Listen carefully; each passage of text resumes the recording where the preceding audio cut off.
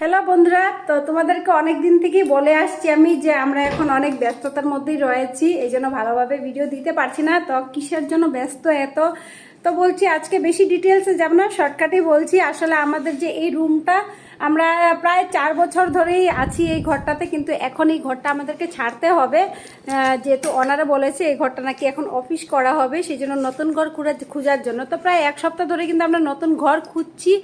তো এই জন্য আর কি একটু ব্যস্ত, কারণ সিটিতে যে জায়গায় হায়দ্রাবাদ জায়গার মধ্যে কিন্তু রুম পাওয়া এতটা সহজ না, তাও আবার পছন্দ অনুযায়ী কিন্তু পাওয়া যায় না।